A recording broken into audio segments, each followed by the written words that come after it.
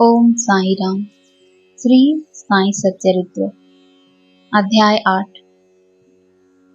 8 के प्रमुख विषय हैं मानव जन्म का महत्व, श्री साई बाबा की भिक्षावृत्ति, बाईजाबाई की सेवा, श्री साई बाबा का शयन कक्ष, खुशहाल चंद पर प्रेम।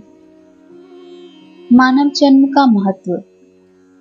इस विचित्र संसार में ईश्वर ने लाखों प्राणियों को उत्पन्न किया, जो स्वर्ग, नरक, पृथ्वी, समुद्र तथा आकाश में निवास करते और भिन्न भिन्न धर्मों का पालन करते हैं। इन प्राणियों में जिनका पुण्य प्रबल है, वे स्वर्ग में निवास करते हैं और अपने सत्कृत्यों का फल भोगते हैं। पुण्य के क्षीण होते ही वे फिर निम्न स्तर पर आ जाते हैं और वे प्राणी जिन्होंने पाप या दुष्कर्म किए हैं, नरक को जाते हैं और अपने कुकर्मों का फल भोगते हैं। जब उनके पाप और पुण्य का समन्वय हो जाता है, जब पाप और पुण्य दोनों नष्ट हो जाते हैं, तब वे मुक्त हो जाते हैं। अपने कर्म तथा प्रारब्ध के अनुसार ही आत्माएं जन्म लेती या काया प्रवेश करती हैं।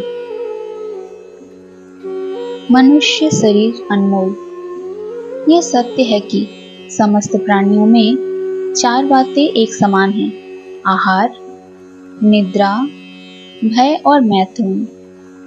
मानव प्राणी को ज्ञान एक विशेष देन है, जिसकी सहायता से ही वह ईश्वर दर्शन कर सकता है, जो अन्य किसी योनि में संभव नहीं।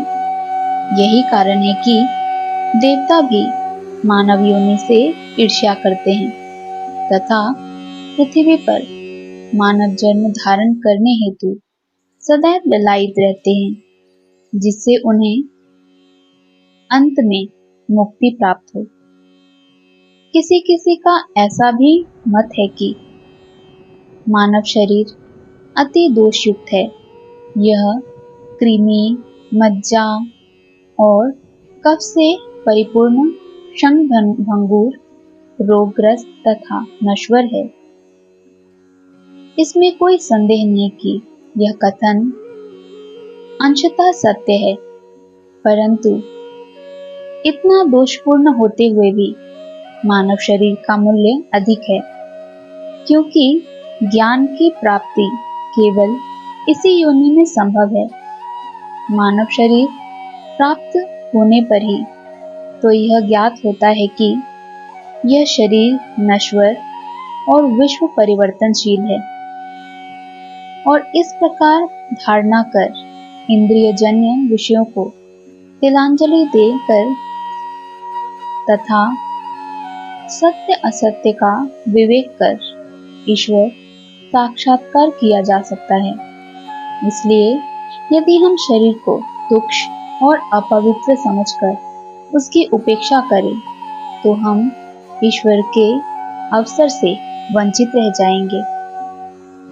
यदि हम उसे मूल्यवान समझकर उसका मोह करेंगे, तो हम इंद्रिय सुखों की ओर प्रवृत्त हो जाएंगे और तब हमारा पतन भी सुनिश्चित है। इसलिए उचित मार्ग जिसका अवलंबन करना चाहिए, यह है कि न तो देह की उपेक्षा करो और न ही उसमें आसक्ति रखो। केवल इतना ही ध्यान रहे कि किसी घुड़सवार का अपनी यात्रा में अपने घोड़े पर तब तक ही मोह रहता है जब तक वह अपने निर्दिष्ट स्थान पर न पहुंच जाए। इसलिए ईश्वर दर्शन या आत्म साक्षात्कार के निमित्त शरीर को सदा ही लगाए रखना चाहिए, जो जीवन का मुख्य ध्येय है। ऐसा कहा जाता है कि अनेक प्राणियों की उत्पत्ति करने के पश्चात भी ईश्वर को संतोष नहीं हुआ। कारण यह है कि कोई भी प्राणी उसकी अलौकिक रचना और सृष्टि को समझने में समर्थ न हो सका, और इसी कारण उसने एक विशेष प्राणी अर्थात मानव जाति की उत्पत्ति की और उसे ज्ञान की विशेष सुविधा प्रदान की। जब ईश्वर ने देखा कि मानव उसकी लीला, अद्भुत रचनाओं तथा ज्ञान को समझने योग्य है, तब उन्हें अति हर्ष एवं संतोष हुआ। भागवत स्कंद 11:9-28 के अनुसार, इसलिए मानव जन्म प्राप्त होना बड़े सौभाग्य का सूचक है। मानव का प्रयत्न। इस संसार में मानव जन्म अति दुर्लभ है। हर मनुष्य की मृत्यु तो निश्चित ही है और वह किसी भी क्षण उसका आलिंगन कर सकती है। ऐसी ही धारणा कर हमें अपने ध्येय की प्राप्ति में सदैव तत्पर रहना चाहिए। जिस प्रकार खोए हुए राजकुमार की खोज में राजा प्रत्येक संभव उपाय प्रयोग में लाता है, इसी प्रकार किंचित मात्र भी विलंब न कर हमें अपने अभिष्ट की सिद्धि के हेतु शीघ्रता करनी ही सर्वथा उचित है।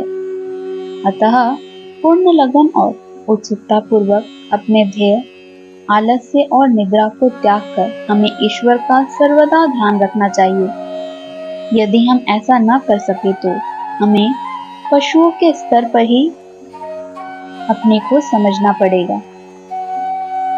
कैसे प्रवृत्त होना। अधिक सफलता पूर्वक और साक्षात्कार को सुलभ प्राप्त होने का एकमात्र उपाय है किसी योग्य संत या सद्गुरु के चरणों की शीतल छाया में आश्रय लेना, जिसे कि ईश्वर साक्षात्कार हो चुका हो। जो लाभ धार्मिक व्याख्यानों के श्रवण करने और धार्मिक ग्रंथों के अध्ययन करने से प्राप्त नहीं हो सकता, वह इन उच्च आत्मज्ञानियों की संगति से सहज ही प्राप्त हो जाता है। जिस प्रकार आध्यात्मिक ज्ञान की उपलब्धि हमें सद्गुरु की कृपा से हो सकती है, वह ग्रंथों और उपदेशों से किस प्रकार संभव नहीं है। उनकी प्रत्येक गतिविधि, मृदु भाषण, गुह्य उपदेश, क्षमाशीलता, स्थिरता, वैराग्य, दान और परोपकारिता, मानव शरीर का नियंत्रण, अहंकार शून्यता आदि गुण जिस प्रकार भी वे इस पवित्र मंगल विभूति द्वारा व्यवहार में आते हैं, सत्संग द्वारा भक्त लोगों को उसके प्रत्यक्ष दर्शन होते हैं। इससे मस्तिष्क की जागृति तथा उत्तरोत्तर आध्यात्मिक उन्नति होती है। श्री साईं बाबा इसी प्रकार के एक संत या सद्गुरु थे। यद्यपि वे बाह्य रूप से एक फकीर या अभिनय करते थे, परंतु वे सदैव आत्मलीन रहते थे। वे समस्त प्राणियों से प्रेम करते और उनमें भगवत दर्शन का अनुभव करते थे। सुखों का उनको कोई आकर्षण न था और न वे आपत्तियों से विचलित होते थे। उनके लिए अमीर और फकीर दोनों ही एक समान थे। जिनकी केवल कृपा से भिखारी भी राजा बन सकता था, वे शिरडी के द्वार द्वार घूमकर भिक्षा उपार्जन किया करते थे। यह कार्य वे इस प्रकार करते थे। बाबा की भिक्षावृत्ति। शिरडी वासियों के भाग्य की कौन कल्पना कर सकता है कि जिनके द्वार पर परब्रह्म भिक्षुक के रूप में खड़े रहकर पुकार करते थे, ओ माई, एक रोटी का टुकड़ा मिले, और उसे प्राप्त करने के लिए अपना हाथ फैलाते थे। एक हाथ में वे सदा टम्बेल लिए रहते तथा दूसरे में एक झोली। कुछ घरों में तो वे प्रतिदिन ही जाते और किसी किसी के द्वार पर केवल फेरे ही लगाते थे। वे साग, दूध या छाछ आदि पदार्थ तो टीन पाट में लेते तथा भात व रोटी आदि अन्य सूखी वस्तुएं झोली में डाल लेते थे।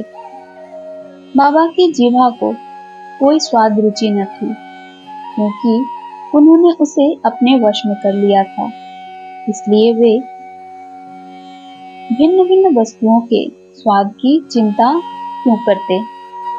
जो कुछ भी भिक्षा में उन्हें मिल जाता, उसे ही वे मिश्रित कर संतोषपूर्वक ग्रहण करते थे। अमुक पदार्थ स्वादिष्ट है या नहीं, बाबा ने इस ओर कभी ध्यान ही नहीं दिया। मानो उनकी जिह्वा में स्वाद बोध ही ना हो। वे केवल मध्याह्न तक ही भिक्षा उपार्जन करते थे। यह कार्य बहुत अनियमित था। किसी दिन तो वे छोटी सी फेरी ही लगाते तथा किसी दिन 12 बजे तक वे एकत्रित भोजन एक कुंडी में डाल देते, जहां कुत्ता, बिल्ली, कौवे आदि स्वतंत्रता पूर्वक भोजन करते थे। बाबा ने उन्हें कभी नहीं भगाया। एक स्त्री भी जो मस्जिद में झाड़ू लगाया करती थी, रोटी के 10-12 टुकड़े उठाकर अपने घर ले जाती थी, परंतु किसी ने कभी उसे नहीं रोका।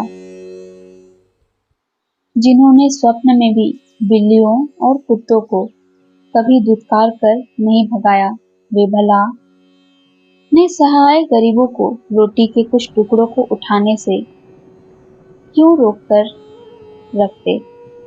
ऐसे महान पुरुषों का जीवन धन्य है।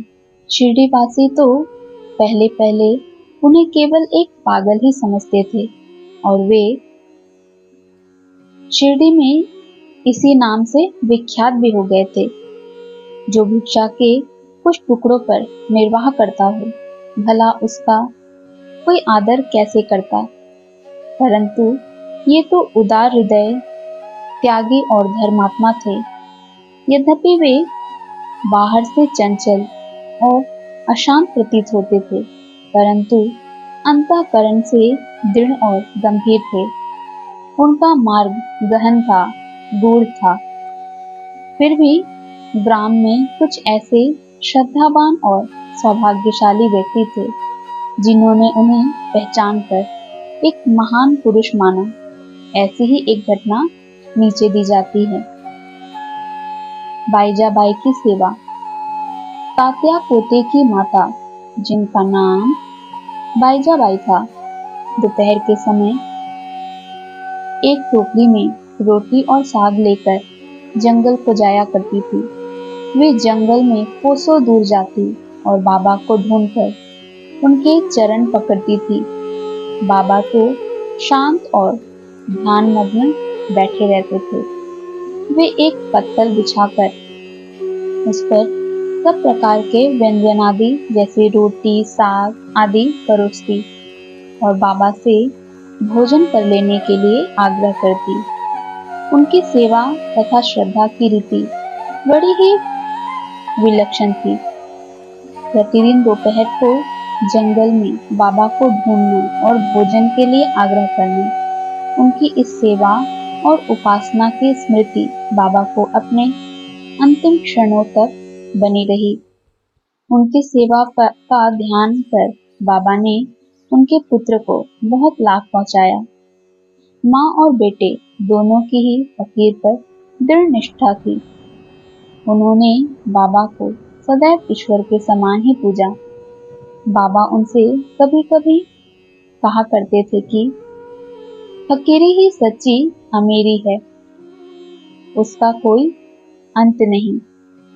जिसे अमीरी के नाम से पुकारा जाता है, वह शीघ्र ही लुप्त हो जाने वाली है। कुछ वर्षों के बाद बाबा ने जंगल में विचरना त्याग दिया। वे गांव में ही रहने और मस्जिद में ही भोजन करने लगे। इस कारण बाईजाबाई को भी उन्हें जंगल में ढूंढने के कष्ट से छुटकारा मिल गया। ओम साईं राम।